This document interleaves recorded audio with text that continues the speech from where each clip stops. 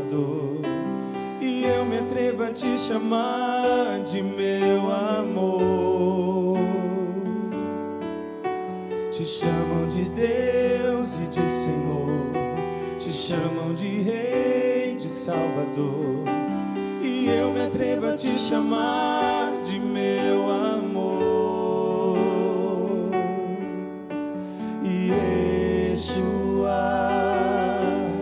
Yeshua, tu és tão lindo que eu nem sei me expressar. Yeshua, tu és tão lindo. Olá, gente, que alegria! Estamos começando o programa Conhecendo a Palavra com Dom José Peruso, arcebispo aqui da Arquidiocese de Curitiba. A proposta é mergulhar na Palavra de Deus. E mergulhando na Palavra de Deus, levar essa experiência para o chão da nossa vida, para o nosso dia a dia.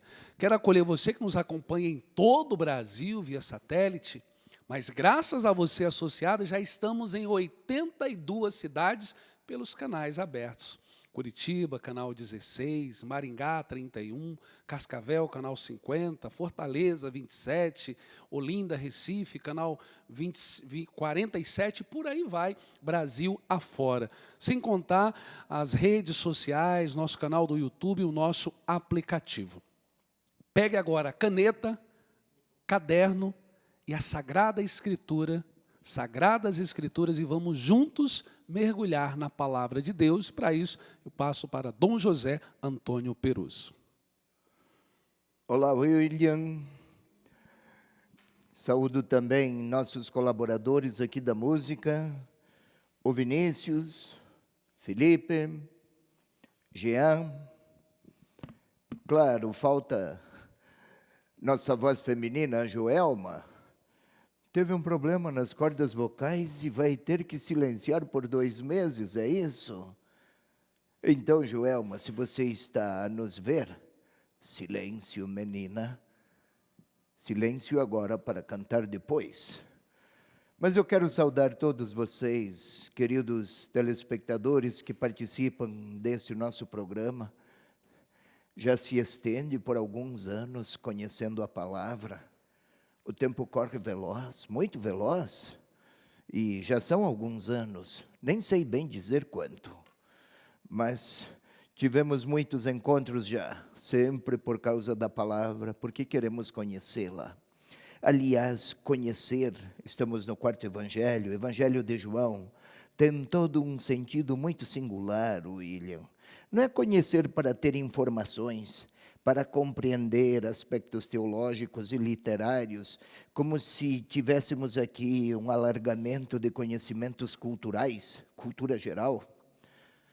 Não, conhecer a palavra, conhecer no 4º Evangelho, relações construídas, pessoas que a partir do conhecimento recíproco entre pessoas e relações, também palmeiam novos passos no sentido pessoal, de crescimento, de maturação, de relacionamento e de fé.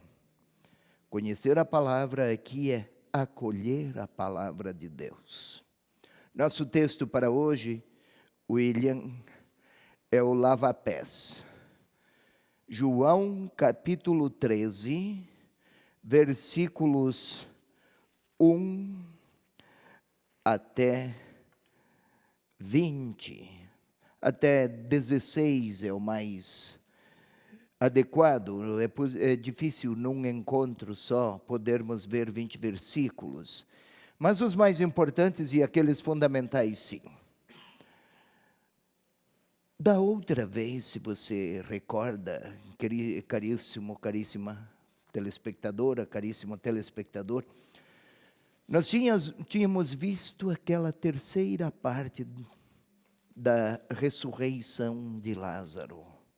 Todo o fato, o evento, aquele homem que chegara, mergulhara no mundo da morte, e o Senhor de lá o fizera sair.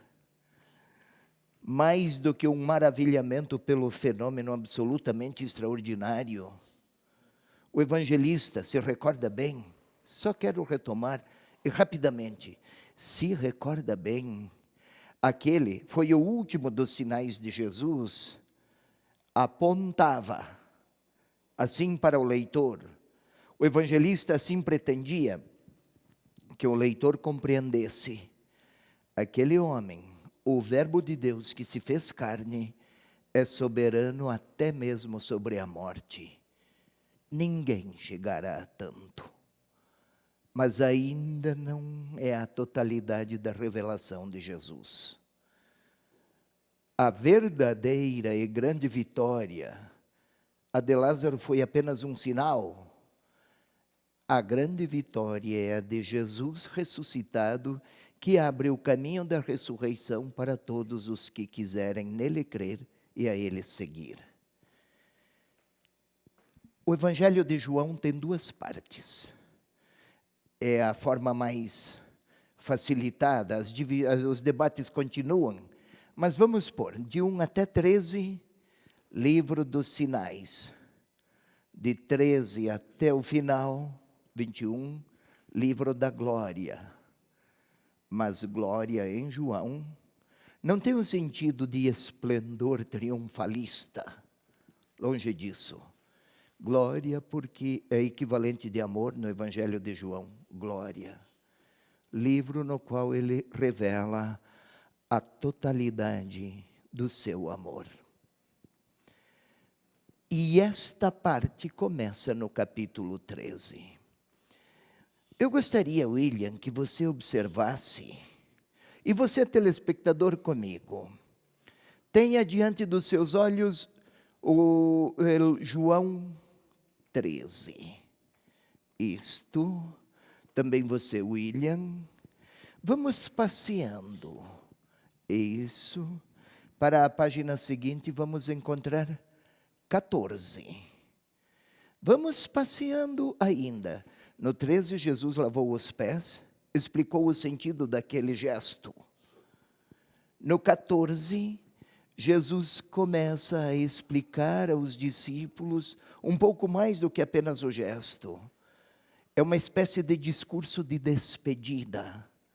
Não a despedida de quem parte, para daí em diante uma ausência definitiva, mas para abrir caminhos a uma nova presença. E aí fala do Espírito Santo, do Paráclito. Até o capítulo 16, poucas perguntas, quase só Jesus que fala e que ensina. No capítulo 17 é a oração de Jesus. Tudo isso apenas num contexto de ceia. Eu gostaria aqui, 13, 1, 18, conhecendo a palavra, vamos aí ao à primeira tela, que aí já vamos explicando. Pode observar aqui, caríssimo telespectador, que esta sessão, que vai do capítulo 13 até o 17, retrata os últimos ensinamentos de Jesus aos seus. E o faz nos quadros da última ceia. Está já prestes a partir. Eu falei de despedida. Eu gostaria aqui de lhe chamar a atenção, querido telespectador, telespectadora, capítulo 13, 14, 15, 16, 17. São 5 capítulos dedicados apenas a um contexto de refeição, no qual houve o lava-pés, e aqueles ensinamentos que o seguiram, que se seguiram, desculpe, ou que seguiram na sequência do lava-pés.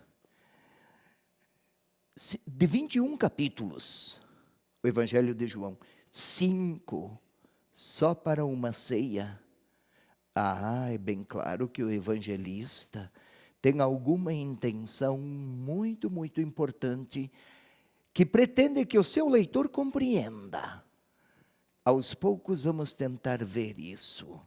Sigamos mais um pouco, por favor, a outra tela, sempre contextualizando. Aqui é importante que manuseemos as páginas, isso mesmo. De 13 até 17, há especialmente um conjunto de diálogos e também de monólogos de Jesus sobre o sentido da sua morte. João reserva 5 capítulos para que o leitor, ao lê-lo, compreenda teologicamente o que vai acontecer depois do lava-pés e depois daquelas palavras de Jesus, junto com aos discípulos. Não é tanto para que os discípulos, aqueles que estiveram com Jesus, compreendam, é para que os leitores, nós que cremos como os discípulos, possamos mergulhar nas profundezas de sentido presente naquele paradoxo, né? Como ver glória e vitória na morte? Para todos se afigura um fracasso, um fim. O evangelista quer que o leitor compreenda, com Jesus é uma grande vitória e uma grande exaltação. Mas eu gostaria, dado que há diálogos e monólogos, vamos observar o capítulo 13. Vamos encontrar aí Jesus que fala, Pedro que fala, uma sequência de gestos. Mas depois chegamos ao capítulo 14, é quase só Jesus que está a falar. Uma ou outra pergunta, por exemplo, no capítulo 14, versículo 5, pode ler, William? Sim. Jesus que falava, mas aí alguém lhe perguntou. Tomé lhe diz: Senhor, não sabemos aonde vais. Jesus responde, e aí chegamos ao versículo 8. Queira ler, William? Filipe lhe diz: Senhor, mostra-nos o Pai e isso nos basta. E aí Jesus continua a falar e vamos dar um salto. E se mantém falando, vai até 22 agora. 14, 22. Judas, não Iscariotes, lhe diz: Senhor, por que te manifestarás a nós e não ao mundo? E Jesus retoma as explicações. E aí, vamos todo o capítulo 15. Pode ver todo o capítulo 15, telespectador, telespectadora, é só Jesus que fala. Veja o 16, passa para o 16, e sempre Jesus a falar. Todo o capítulo 16, pode observar, é sempre Jesus a falar. E depois chegamos ao 17, é a oração sacerdotal de Jesus, é só Ele que fala. São diálogos. Vimos aqui algumas perguntas. Filipe, Tomé, Judas, não Iscariotes, mas depois sempre Jesus a apresentar. Assim o evangelista quis fazer, apresentar Jesus, oferecendo o ensinamento fundamental daqueles passos últimos de sua história entre nós. É o amor que chega ao extremo. Se o texto é longo, porque é retrato do quanto era necessário para os cristãos da época compreenderem que no caminho do esvaziamento, do rebaixamento de Jesus, não é que ele se faz pequeno por ser pequeno, porque aí aparece a grandeza do seu amor. Vamos ainda mais uma contextualização, por favor. Marcos, Mateus e Lucas, eles se centram nos fatos que antecedem a entrada de Jesus em Jerusalém, e aí tinha a preparação da Páscoa, a unção de Betânia. Os disse na narrativa de João, mais do que narrar aqueles fatos que antecedem o acontecimento da paixão, os acontecimentos da paixão, morte e ressurreição de Jesus, João se ocupa em explicar o significado profundo de tudo quanto estava para acontecer. Se os sinóticos narram o que aconteceu, João pretende apresentar o significado dos acontecimentos. Ótimo. Agora, William, eu lhe peço, depois dessa introdução, gostaria que você lesse João, capítulo 13, versículos 1 até 11 por agora. Antes da festa da Páscoa, sabendo Jesus que chegara a sua hora de passar deste mundo para o Pai, tendo amado os seus que estavam no mundo, amou-os até o fim. Durante a ceia, quando já o diabo pusera no coração de Judas Iscariotes, filho de Simão, o projeto de entregá-lo, sabendo que o Pai tudo pusera em suas mãos e lhe que viera de Deus e a Deus voltava, levanta-se da mesa, depõe o manto e, tomando uma toalha, cinge-se com ela. Depois põe água numa bacia e começa a lavar os pés dos discípulos e a enxugá-los com a toalha com que estava cingido. Chega então Simão Pedro, que lhe diz: Senhor, tu lavar-me os pés? Respondeu-lhe Jesus: o que faço não compreendes agora, mas o compreenderás mais tarde. Disse-lhe Pedro: jamais me lavará os pés. Jesus respondeu-lhe: se eu não te lavar, não terás parte comigo. Simão Pedro lhe disse: Senhor, não apenas os pés, meus pés, mas também as mãos e a cabeça. Jesus lhe disse: quem se banhou não tem necessidade de lavar, porque está inteiramente puro. Vós também estáis puros, mas não todos. Ele sabia com efeito quem o entregaria, por isso disse: nem todos estáis puros. Bem, William, enquanto eu o ouvia, lancei um olhar para a tela e vi que lá temos a Tere, a nossa intérprete em Libras. Olha aí o sinal dela de saudação. É tão grande o interesse da nossa gente que tem dificuldades auditivas, mas é tão grande o interesse destes em conhecer a palavra, ficam tão maravilhados. Tere, que bom, você ajuda a tantos. Mas voltemos aqui, passemos para a nova tela. Aqui estamos agora no versículo 1, 13, 1. Eu gostaria que você relesse, William. Antes da festa da Páscoa, sabendo Jesus que chegara a sua hora de passar deste mundo para o Pai, tendo amado os seus que estavam no mundo, amou-os até o fim. Mas vamos um pouco mais, permanecendo nesta tela, mas você, William, leia também o versículo 2 e também o versículo 3. Durante a ceia, quer que eu retome do 1? Ou... Segue. Durante a ceia, quando já o diabo pusera no coração de Judas Iscariotes, filho de Simão, o projeto de entregá-lo, sabendo que o Pai tudo pusera em suas mãos e que ele viera de Deus e a Deus voltava. Ei, telespectador, ainda não aconteceu nada. Ninguém falou, ninguém agiu. Mas por que esses 3 versículos então? O evangelista pretende que o seu leitor compreenda teologicamente tudo o que vai acontecer logo a seguir. Jesus vai tomar uma bacia, vai lavar os pés, vai enxugar os pés.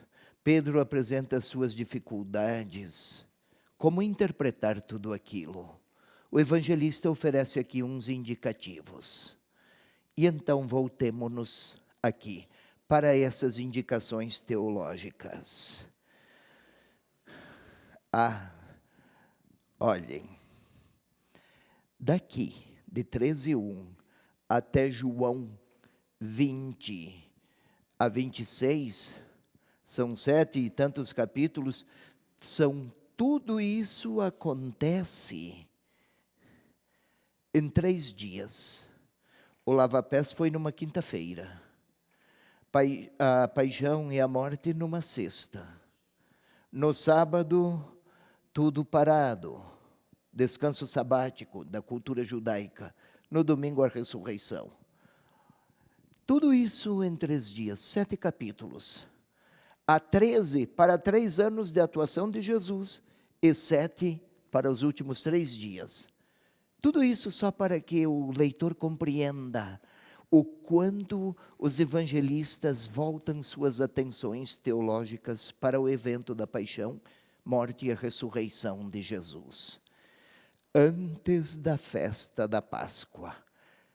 Festa que na cultura judaica circunstante, tudo foi lá em Jerusalém, o ambiente era judaico, a história de Jesus é um judeu ele, educação judaica, formação, catequese, compreensão de Deus sempre a partir daquelas maravilhosas perspectivas do judaísmo. Pois bem, antes da festa da Páscoa, sabendo Jesus que chegara a sua hora, a hora. Não sei se você lembra, William, das bodas de Caná.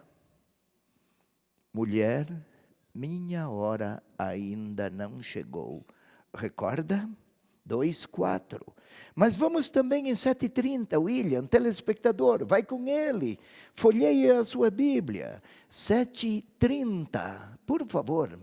Que tem lá, João, meninão, William, por favor. Hoje eu é que estou 7:30. com a cabeça a girar, parece, mas vai lá. Procuravam então prendê-lo, mas ninguém lhe pôs a mão, porque não chegara a sua hora. E 8:20, o que tem lá, William? 8:20, chegando. Essas palavras, ele as proferiu no tesouro, ensinando no templo, e ninguém o prendeu, porque sua hora ainda não havia chegado. E 12:23, mas que mania com esta hora? Ou teologia? Vamos observar, por favor, meninão. 12:23. Isso, nossa, está ficando Jesus esperto. lhe respondeu: é chegada a hora em que será glorificado o Filho do Homem. Agora demos um salto aqui, telespectador. Sabendo Jesus que chegara a sua hora. E chegou a hora também do intervalo. Fique atento, porque daqui a pouco nós voltaremos sobre este tema, o da hora. Quero convidar você que está acompanhando o nosso programa a se inscrever no nosso canal do YouTube, youtube.com/TV Evangelizar Oficial. Se inscreva para que você possa acompanhar toda a nossa programação, inclusive esse programa, Conhecendo a Palavra com Dom José Antônio Peruso. Vamos para um breve intervalo, voltamos já. Yeshua, Yeshua.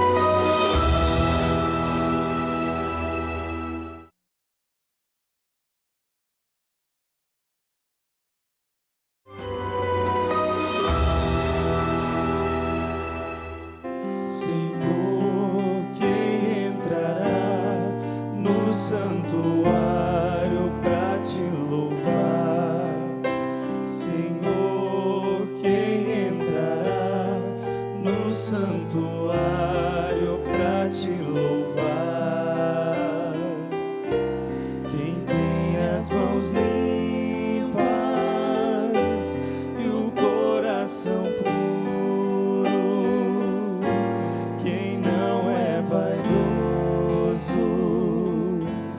e sabe amar, quem tem as mãos limpas e o coração puro, quem não é vaidoso e sabe amar. Estamos de volta para o segundo bloco do programa Conhecendo a Palavra com Dom José Antônio Peruso. A nossa saudação, Eliane Santos, de Belo Horizonte, Minas Gerais. Marlene está pedindo aqui oração, não colocou a cidade, mas está pedindo aqui oração para superar a depressão. A Josilene nos acompanhando de Curitiba e a Maria Geni nos acompanhando de Pinhais, região metropolitana de Curitiba. Então, vamos retomar. Eu falava da hora. E queira vir comigo aqui até a tela, por favor, telespectador. Você também, William, fique atento. Vou precisar de você bastante hoje. Eu estava aqui a apresentar, insistir, chegada a sua hora. Por 3 vezes, o William, 4, leu sobre a hora. Queriam prender Jesus, queriam eliminar ou apedrejar, mas nada lhe fizeram, ninguém lhe tocou porque ainda não era chegada a sua hora. Agora chegou. A hora o que quer dizer a hora? Quer dizer especialmente o momento em que Deus intervém e se revela. Hora é a hora solene, é o momento solene em que Deus vai se revelar, vai mostrar quem é. No Antigo Testamento, quando Deus se revelava, havia toda uma linguagem forte que aludia a grandes convulsões das montanhas, dos abismos, dos trovões, do fragor de grandes cascatas, tudo para falar do poder de Deus. Agora chegou a hora da manifestação dele. Vamos ver o que vai sair. O que é que vai acontecer? O evangelista apresenta ao leitor uma espécie de expectativa. Chegou a hora de passar deste mundo para o Pai. Passar deste mundo para o Pai. Não estamos a ver aqui alguém que está depressivo, trêmulo, desesperado ante aqueles acontecimentos trágicos que já se vislumbram lá em Jerusalém. Nenhum temor, soberano. Não porque é valente e sobre-humano, mas porque compreende que o que está para se desdobrar, se para o olhar humano é uma tragédia, para Jesus, o Verbo que se fez carne e pôs sua tenda entre nós, o Filho de Deus, o que está para acontecer é algo que terá o sentido do extremo do amor. Tendo amado os seus que estavam no mundo, amou-os até o fim. Mais do que amar até o fim, é melhor, amou-os até o extremo. Amou-os até o extremo do tempo e o extremo em intensidade. Não é um fim, término, é um extremo.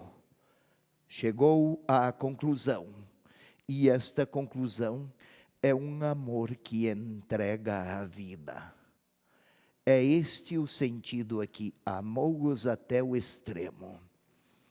Chegar a hora de passar deste mundo, não é morrer, é dar um salto de vitória, seguindo os desígnios de Deus, numa espécie de plenitude, cuja hora Deus vai mostrar, nunca revelara tanto amor para a humanidade quanto agora. É este o sentido que o evangelista pretenda que o leitor capte. Não está narrando um fim trágico de um grande herói. Está oferecendo perspectivas teológicas para compreender o sentido da morte, paixão, morte e a ressurreição de Jesus. A outra tela pode nos ajudar, e aí seria o versículo 2. Você pode ler, William, leia com vagar até, e o telespectador pode acompanhar conosco aqui na tela, por favor. Durante a ceia, quando já o diabo pusera no coração de Judas Iscariotes, filho de Simão, o projeto de entregá-lo. Isso, durante a ceia. Faz lembrar a Páscoa judaica. Na ceia, faz lembrar, mas ainda não é uma ceia da Páscoa. Mas na ceia se comia a carne assada do cordeiro.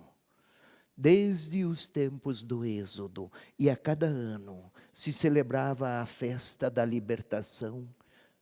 Deus libertara o povo de Israel da escravidão do faraó, sob as unhas e o poder do faraó. A vitória se tornou Páscoa. A vitória que era celebrada na Páscoa. Agora, no contexto de Páscoa judaica, durante a ceia, quando o diabo pusera no coração de Judas Iscariotes, o diabo, Judas tem coração, parece estranho, não é? Mas é. O que significa aqui? O coração não é o centro dos afetos, isso é para a nossa cultura ocidental.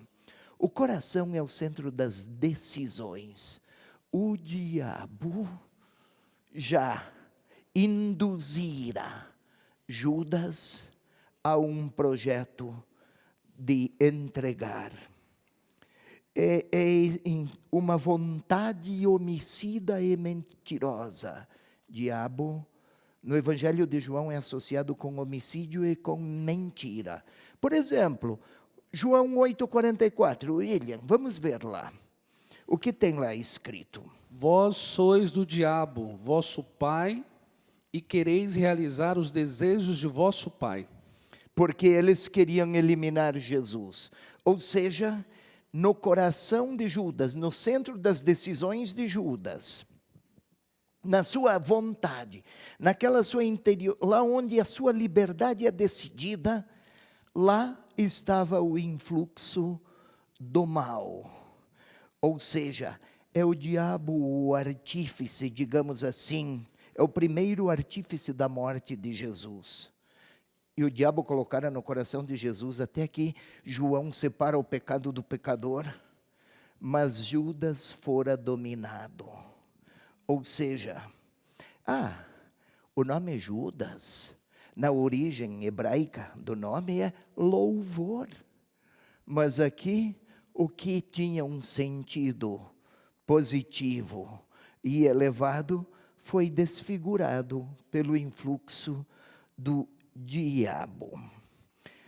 Diabo, telespectador, não vamos imaginar já aquele ser horroroso que vem a atormentar a toda hora com aquelas imagens terrificantes. Diabo é tudo aquilo que diabólico é tudo aquilo que nos afasta de Deus. Nem precisa ser feio e nem precisa ser necessariamente mau. Se nos distancia de Deus, há algo de diabólico aí.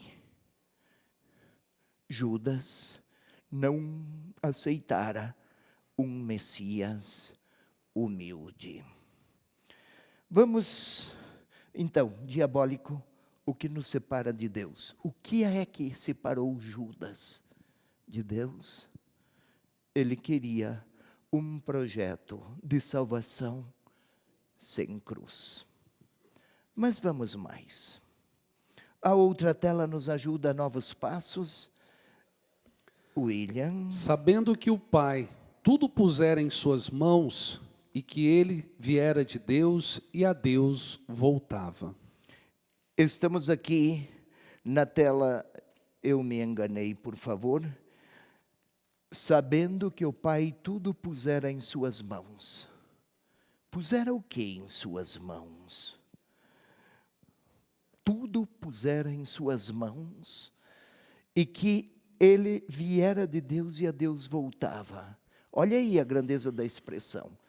Deus colocara nas mãos de Jesus tudo. Estava todo poderoso. É a linguagem para falar da sua condição de onipotente. Colocara nas mãos de Jesus.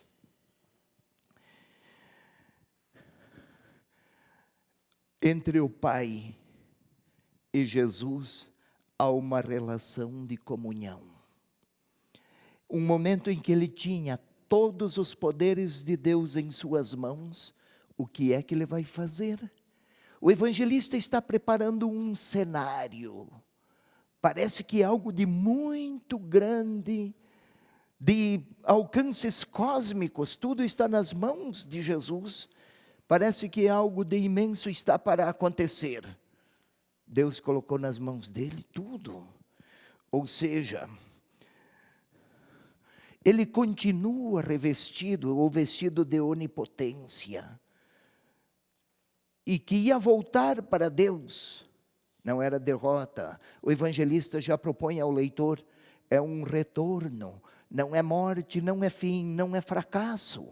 São as chaves teológicas que o evangelista propõe ao seu leitor. Mas então tudo pusera em suas mãos. Gostaria de destacar aqui, onipotente. E durante a ceia, o que aconteceu, por favor? Aí a nova tela. Levanta-se da mesa, depõe o manto e tomando uma toalha, cinge-se com ela. Isso, a nova tela, por favor. Versículo 4. Levanta-se da mesa, depõe o manto, toma uma toalha, cinge-se com ela. 4 ações já. Ei, segue o William, no versículo 5, também vocês podem pôr o versículo, a tela 5, continua, William. Depois, põe água numa bacia. Opa, então é a 5ª ação, põe água numa bacia, sim. E começa a lavar os pés dos discípulos. 6ª ação, vai. E a enxugá-los com a toalha com que estava cingido. 8 ações, 8 gestos. Em 2 versículos. Agora voltemos ao 4, por favor. O que pretende o evangelista com tudo isto? Ele quer chamar a atenção do leitor para o que vai acontecer. Tudo fora colocado nas suas mãos. Então agora vamos ver o que ele faz. Está com muito poder, com todo o poder. E aí, levanta-se da mesa, depõe o manto, toma uma toalha, cinge-se. Mas quem tem todo o poder de Deus em suas mãos vai se ocupar com manto, toalha, bacia, água, enxugar? O evangelista pretende que o seu leitor tenha bem claro diante dos olhos, na sua memória, memória afetiva, que tudo recorde, tenha bem presente a grandeza de Jesus, servindo-se de toda a sua onipotência. Esta onipotência está direcionada para lavar os pés. Parece que é muito canhão para acertar um tico-tico. A nossa imagem, né? Não é aqui. Não é este o retrato. Jesus, com o poder onipotente de que dispõe, este poder ele o direciona para servir os seus. Se lembram bem, até vale voltar a tela ao versículo número 2, por favor, queira retornar ao versículo 2. Durante a ceia, ao versículo 1, por favor. Ai, tendo amado os seus, que estavam no mundo, amou-os até o fim. Então, a onipotência dele começa a desdobrar-se em ações práticas. Vamos até o versículo 5, retornemos. Ou 4, por favor, versículo 4. Isso. 4. Levanta-se da mesa para amá-los até o extremo. Depõe o manto, toma uma toalha, cinge-se. Aliás, esse verbo levantar-se é o mesmo verbo usado pelo evangelista, do quarto evangelho, para falar de quando Jesus saiu da tumba. Levantar-se da mesa para servir os discípulos, lavar-lhes os pés e levantar-se da tumba faz parte de uma mesma vitória. Ou seja, aqui é o anúncio em gestos práticos de um amor que terá traços de ressurreição depois. Isto, depõe o manto. Olhe, telespectador, o evangelista, ele escreveu, depõe as vestes. Aqui se traduziu por manto, mas depõe as vestes. Se lembra bem, lá na cruz, tiraram as vestes de Jesus. Lembra, William? Para não rasgá-la, foi sorteada. A veste, na cultura da época, não é apenas o que você põe em torno ao corpo. As vestes é o modo como eu me apresento aos outros. Jesus desvestiu-se de qualquer pretensão, expôs-se inteiramente desarmado. Ele quis ser visto não como quem tem poder, mas como entrega a inteireza de si. Não é aqui despido, no sentido de nudez, mas é desfazendo-se de qualquer outra pretensão, a não ser de amar com sua pobreza a humanidade. Fez-se pobre para amar de maneira desarmada. Sempre que amamos com nosso poder, também aparece nossa força, não o nosso amor. Qualquer experiência humana de amor que tenha poder demais, também estará viciada por limites humanos. O melhor amor é aquele de quem não tem nenhuma força, só tem a si mesmo. Aqui, Jesus desfez-se de qualquer prerrogativa, vestiu-se de uma toalha, cingiu-se com ela. Toalha, vestimenta do servo. Vestiu-se de servo, ou seja, se a veste é aquilo que eu mostro de mim para os outros, Jesus quis mostrar-se como servo. E está cercado lá em Jerusalém de inimigos. Alguns capítulos depois ele será alcançado pelos inimigos, desarmado de tudo. Vamos ao versículo seguinte, por favor. Isso. Pode ler também este, por favor, William. Depois põe água numa bacia e começa a lavar os pés dos discípulos e a enxugá-los com a toalha com que estava cingido. Põe água numa bacia e começa a lavar os pés. Quase sempre se destaca o gesto de lavar os pés, Vinícius, como o humilde que lava. Então Jesus foi humilde. Sim, está certo. Mas sabe, filhão, bem mais do que isso. Naquele tempo, meninão, quando alguém era muito estimado e era recebido em uma casa, se era uma pessoa muito querida, então o servo vinha lavar os pés para dizer: bem-vindo. Mas se era uma pessoa ainda mais estimada, era a mulher que lavava os pés, ou um filho, ou filha.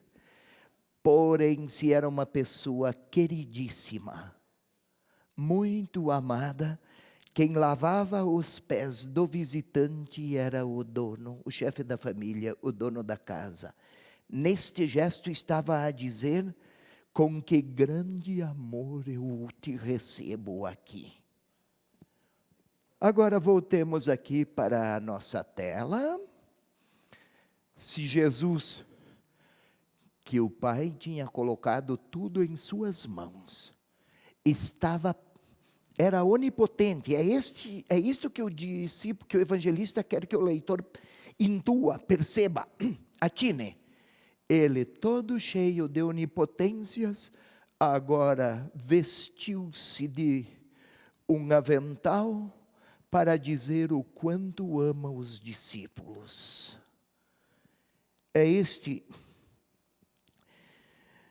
Ou seja, Jesus não quer, e o evangelista pretende que o leitor o perceba, não quer ser visto como alguém de onipotências, mas alguém que ama até o extremo. Se você observa, William, telespectador também, aqui não diz, começou a lavar primeiro de quem, depois quem e por último alguém. Não, nem menciona a ordem, porque entre a comunidade de discípulos não existe precedência, ninguém é maior ou menor, todos são amados igualmente, todos têm os pés lavados, até Judas. Depois daqueles 7 sinais, Jesus muito poderoso, agora está aí, vestido de avental. Vamos um pouco mais. Eu gostaria de retornar, por favor. Começa a lavar os pés dos discípulos. Essa forma verbal, começa a fazer, em português não aparece isso com clareza, a nossa tradução é sempre um problema. Mas é uma forma gramatical empregada para indicar que Jesus começou, mas não está aqui a apontar ao leitor que Jesus vai acabar de lavar os pés. Ele permanece a lavar os pés enquanto ele tiver discípulos para amar. Ou seja, quer o leitor, o evangelista, que o leitor perceba, lavou os pés daqueles ontem, agora quer lavar os pés dos discípulos hoje. E para nós leitores, nós discípulos, mais do que pedir de Jesus este milagre, outro benefício, mais sucessos e assim vai, o evangelista está a dizer: deixemo-nos lavar os pés pelo Senhor. Mais do que pedir sucessos, que Ele nos poupe da cruz, que Ele nos tire de situações difíceis, mais do que tudo, é que percebamos e nos deixemos por Ele lavar os pés, porque Ele nos ama. Não sei como vai terminar o final nosso, mas vai terminar com o amor dele até o extremo. É isso, meninão, que o evangelista pretende do seu leitor. Entendeu, filho? Então, vamos para o intervalo. Quero lembrar você que ainda não faz parte da nossa família, que ainda não é associado dessa obra, que você pode nos ajudar na evangelização e na propagação do reino de Deus, tornando-se um associado. 41 3221 6060. Vamos para um breve intervalo, voltamos já. Prova de amor maior não há que doar a vida pelo irmão. Prova de amor maior não que doar a vida pelo irmão.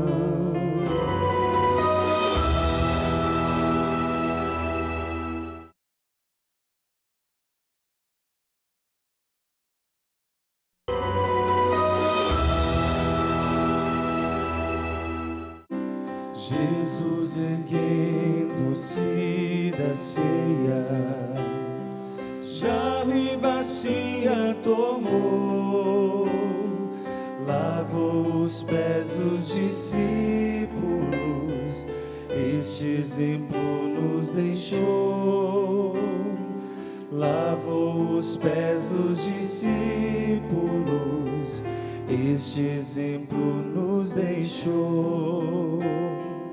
Aos pés de Pedro inclinou-se, ó Mestre, não por quem és, não terás parte comigo, se não lavar os meus pés. Não terás parte comigo, se não lavar os teus pés. Estamos de volta, terceiro e último bloco do nosso programa Conhecendo a Palavra. A nossa saudação a Vera Lúcia, do estado do Rio de Janeiro, Tereza Freitas, de São Paulo, Patrícia Santana, de Fortaleza, e a Vânia e o Roberto, de Sinop, Mato Grosso. Olha aí, turma lá de Sinop. Tenho parentes que moram lá. Que bela cidade. Plana, William. Você deveria ir conhecer. E lá nós temos um canal aberto, canal 21. O povo de Sinop nos acompanhando pelo canal aberto. Um grande abraço ao povo de Sinop. Ei, telespectador de Sinop, de Recife, do Rio que tem aí, que você falou de São Paulo, de Fortaleza. São Paulo, Fortaleza. Ei, vamos em muitos lugares. Ei, vem aqui comigo um pouquinho. Olhem, enquanto os garotões aí cantavam que Jesus começou a lavar os pés, ocorreu-me o seguinte.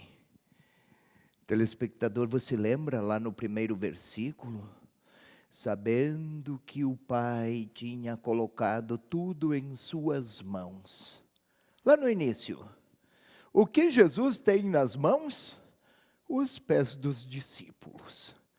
Tinha nas mãos todo o poder, e todo o poder, ou todo o amor, é para os discípulos. Nas suas mãos o que havia? Tinha ele os pés dos discípulos. É interessante observar, depois põe água numa bacia. Ei, telespectador, precisa relatar que Jesus pôs água na bacia? Se fala de lavar, nem precisa relatar e deter-se nesse detalhe. Pôs água na bacia. Bem, o evangelista quer que o leitor compreenda e fixe bem na sua memória aquele gesto e o significado do gesto. Por isso, 8 ações para descrever um único gesto. Lavar os pés, não só o servo humilde, é aquele que ama e acolhe. Sigamos então, versículo 6, que temos lá. Chega então a Simão Pedro, que lhe diz: Senhor, tu lavar-me os pés?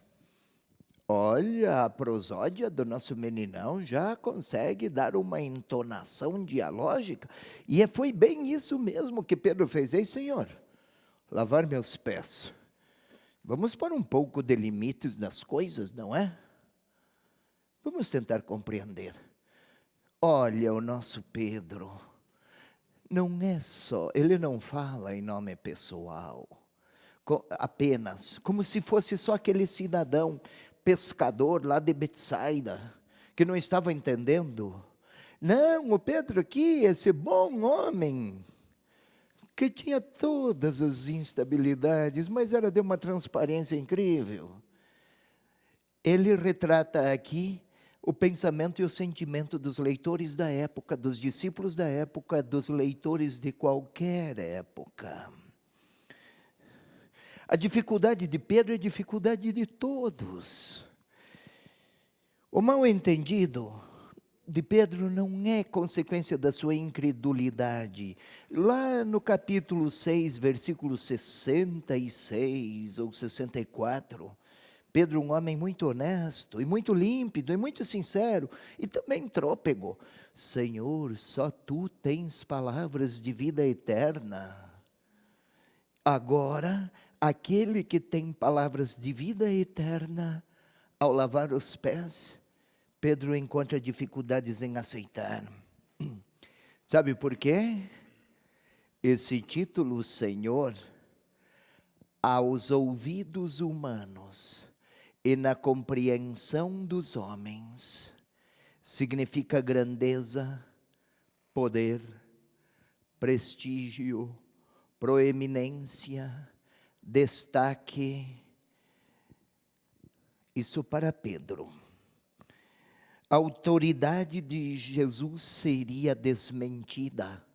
O Senhor, que vestido de avental, que lava pés, sua grandeza seria obscurecida. Mentalidade humana.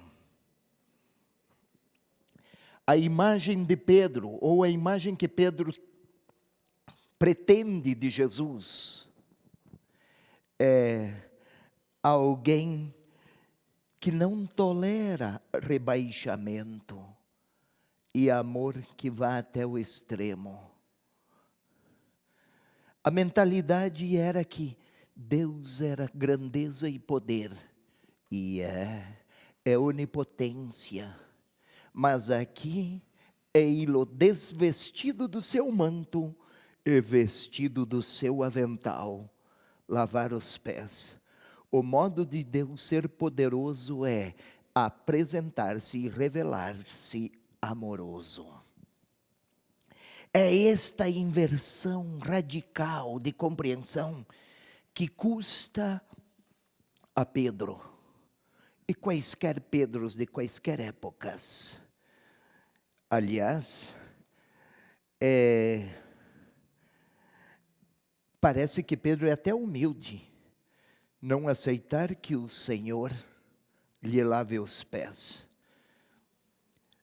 Até não seria difícil para Pedro fazer-se pequeno, mas aceitar que o Senhor se faça pequeno, isso requer uma mudança interior que a lógica humana sozinha não alcança. É preciso que seja o Espírito de Deus a operar esta graça.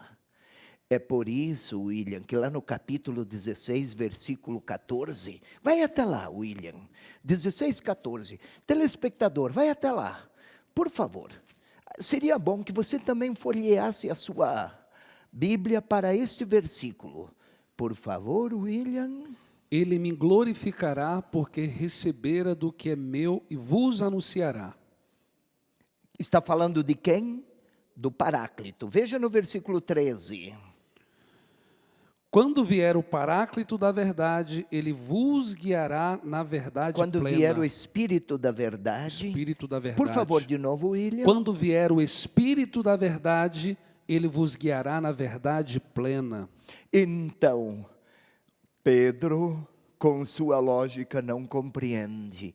É por isso que no capítulo seguinte, o diálogo de Jesus com os discípulos, quando vier o Espírito da verdade, ele vos guiará no caminho de compreensão dos critérios de Deus, que não são os nossos. Já em Isaías 55, os meus caminhos não são os teus caminhos, os meus pensamentos não são os vossos pensamentos. Não precisa ir até lá, William, não é necessário. Os meus caminhos, eu falei teus caminhos, os meus caminhos não são os vossos caminhos, os meus pensamentos não são os vossos pensamentos. Eis aqui o quanto aquela reflexão do profeta se verifica na situação de Pedro, estando o Senhor vestido de avental a lavar-lhe os pés. A humildade de Pedro: Senhor, tu lavar meus pés? Não, É uma humildade de quem tem dificuldade em fazer-se pequeno. Ser humilde nas ideias é bem mais fácil do que aceitar um Deus humilde. Ou seja, William, todos concordam com a humildade. Agora, tentar internalizar dentro de mim que Deus se fez pobre é um paradoxo. Nossa lógica é insuficiente. Por isso, o Espírito da verdade que revelará toda a verdade. Sigamos, que temos mais versículos. O seguinte: Respondeu-lhe Jesus: o que faço não compreendes agora, mas o compreenderás mais tarde. o que faço não compreendes agora. Só para que você compreenda, querido telespectador, telespectadora, isso que está assim traduzido, o que faço, na realidade, literalmente está escrito: estas coisas não compreendes agora, mas compreenderás depois. Falar destas coisas. Você pode ir ao início do capítulo 21, William. Vamos ver aí, estas coisas, ou o que faço. Do que está a falar aí? Capítulo 21, versículo 1. Depois disso, Jesus manifestou-se novamente aos discípulos. Aí está traduzido depois disso. Está bem. É uma maneira de traduzir. Mas no modo como o evangelista escreveu literalmente, na língua grega ele escreveu: depois destas coisas. Estamos lá no capítulo 21. Já houve a paixão, a morte e a ressurreição. Quando está a se referir a estas coisas, não está apenas no gesto de lavar os pés e pronto. Lavar os pés que anuncia simbolicamente a entrega de Jesus com amor até o extremo. É a cruz. Na cruz, Jesus quer purificar a humanidade inteira. Quer lavar os pés da inteireza da humanidade. Quem aceita que Jesus lhe lave os pés, necessariamente é interpelado a aceitar que Jesus lhe ofereça a vida desde a cruz. É como se quisesse dizer, telespectador, amigo, deixe-se, querido discípulo, como se o evangelista assim escrevesse: deixe-se, querido discípulo, olhar por aquele que está lá na cruz, que ele lhe dirija o seu olhar. É mais ou menos isso. Estou buscando imagens para ajudar a compreender o sentido que o evangelista pretende do texto. Mas observemos, por exemplo, em 2:22, William. Vai lá, 2:22. João 2:22. Hoje você tem que trabalhar, gurizão. Assim, quando ele ressuscitou dos mortos, seus discípulos lembraram-se de que dissera isso e creram na Escritura. Ou seja, e creram. Depois da ressurreição, os discípulos se lembraram: Pedro, não compreendes agora, depois da ressurreição vais compreender. Vamos, por exemplo, a 12:16. Os discípulos, a princípio, não compreenderam isso, mas quando Jesus foi glorificado, lembraram-se de que essas coisas estavam escritas ao seu respeito. Então depois eles perceberam: Pedro, qualquer Pedro, é preciso encontrar-se com o ressuscitado, e então vai compreender tudo. Essa é a experiência de todos os discípulos. Depois de muitos caminhos, perceberam que Deus estava ao seu lado.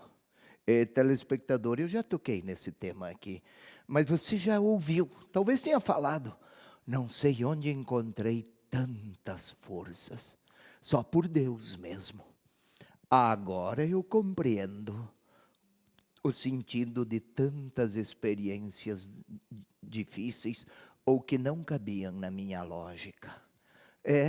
Também os discípulos e os leitores são chamados a este processo. Vamos mais um pouco, por favor, e aí temos outro versículo. Disse-lhe Pedro: jamais me lavará os pés. Jesus respondeu-lhe: se eu não te lavar, não terás parte comigo.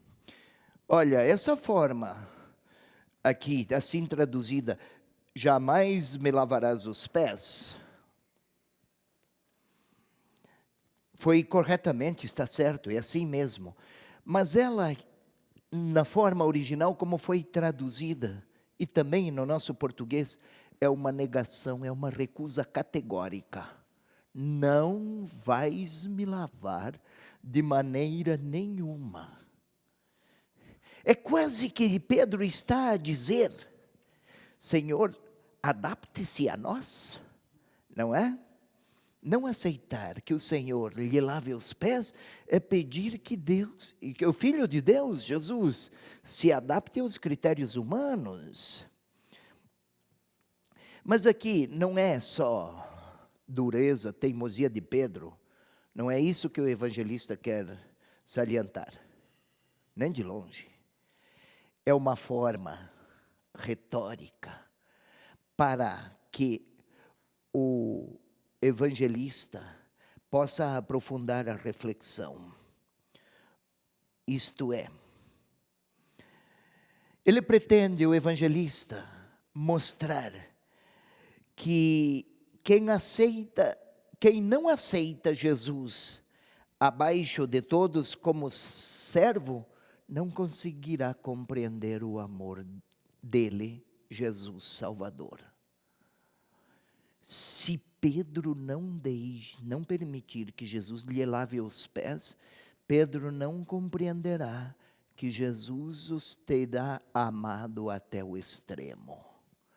Por isso, leitor, telespectador, mais do que procurar, claro, nós somos humanos e sempre queremos milagres, especialmente milagres dos bons, que aliviem os nossos sofrimentos. Também eu prefiro uma experiência de fé que não exija muito de mim. Mas Deus ofereceu um amor no qual entregou tudo em Jesus. Então, se lavar os pés tem um sentido de acolhimento, de amor, também de intimidade da esposa com o esposo. Ela, naquela época, lavava os pés para indicar não subserviência, nem submissividade, não necessariamente submissividade, mas para indicar intimidade amorosa. Se Pedro não aceitar tudo isso, estaria a não compreender quem é o seu Senhor. Ter parte. A resposta de Jesus: se eu não te lavar, não terás parte comigo. Esta frase não é tão usual na nossa língua, mas tem muito sentido, é densa de sentido. Se eu não te lavar, Pedro, então não estás a receber o dom do serviço. Eu quero te servir, Pedro. Pedro gostaria de milagres, não do amor. E quaisquer Pedros. E o Senhor tem amor e não milagres. 2, este serviço, quem se deixa lavar por ele, vai compreender a cruz. Quem não o percebeu o amoroso, lavando os pés, entenderá a cruz como um escândalo. Como aqueles que não criam, que escarneciam de Jesus. Desça daí, se é quem diz. Se é mesmo quem diz ser. Lembram desses adversários de Jesus na cruz? Desça daí, faça um milagrão e creremos. Eles queriam crer mediante prodígios que fugiam ao domínio humano, ao domínio, e que provocariam admiração. Pedro e os outros eram chamados a crer por se reconhecerem amados por seu Senhor. Senhor não é superioridade, é entrega, este senhorio é entrega amorosa. Se eu não te lavar, não terás parte comigo. Se Jesus amou até o extremo, então o discípulo que não aceita ter seus pés lavados, não estaria a acolher aquele amor sem limite e sem final. É impressionante deixar-se lavar por Jesus, os pés, pretende o evangelista, é como se o discípulo aceitasse o amor ilimitado de Deus, que não tem final e não tem limite. O fato material é pé lavado. O sentido teológico é amor transbordado. É isso que o evangelista quer que o seu leitor perceba. Deixe-se amar por seu Senhor, querido discípulo. Vamos mais um pouco, por favor. Simão Pedro lhe disse: Senhor, não apenas meus pés, mas também as mãos e a cabeça. E agora, então, está entusiasmado, Pedro, né? Senhor, não apenas os pés, mas também as mãos e a cabeça. Ou seja, o entusiasmo de Pedro é tão grande quanto o seu mal-entendido. Lavar os pés e lavar as mãos e a cabeça, agora não apenas os pés, mas também as mãos e a cabeça, a Pedro parece que bastaria o ritual. Então, se o ritual é ritual de purificação, mas então lave tudo, purifique inteiro. Gesto exterior, também isso. Não se trata então de ter as ideias de Jesus, mas de aceitar a pessoa do humilde. Não se trata apenas de aceitar o Senhor como pensamento, mas aceitar os gestos do Senhor como atuação na própria vida pessoal. Lavar os pés não é apenas lavar pé, os membros inferiores.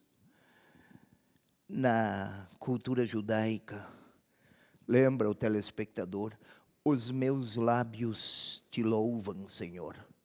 Vai louvar com lábio? Ou o lábio? Os lábios falam da inteireza da pessoa. Ou então os meus rins estão aflitos. São os rins? Ou é a linguagem da época para referir-se à inteireza da pessoa? Não se trata então de ter pés lavados, no sentido físico do termo, mas de ter a inteireza da existência mergulhada e impregnada do olhar do crucificado que quer abraçar cada um dos seus para fazê-los herdeiros também da ressurreição. Mais um pouquinho. Jesus lhe disse: quem se banhou não tem necessidade de se lavar, porque está inteiramente puro. Vós também estáis puros, mas não todos. Aqui o assunto era aquele Judas que tinha deixado entrar no seu coração a influência de quem não ama, o diabo. Se Jesus é o extremo do amor, o adversário de Jesus é a falta de qualquer amor. Por isso, Judas não se deixou amar, torpedeou-se, mas antes torpedeou o próprio amor do Senhor nele. Telespectador, é hora de concluir. Concluir como? Valeria a pena aqui uma frase: deixemo-nos amar por Jesus Cristo. Ofereçamos os nossos pés. Ele quer lavar, porque nos ama até o extremo. É uma boa notícia. Obrigado a você que nos acompanhou, obrigado Dom Peruso, obrigado Ministério de Música, que Deus abençoe a sua vida. Evangelizar é preciso. É tudo que tenho, recebe o meu nada,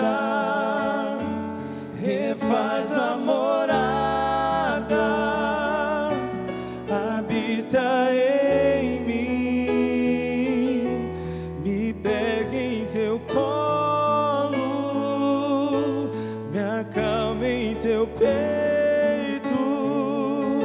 Sou teu, sou eleito, e a minha essência é exalar teu cheiro.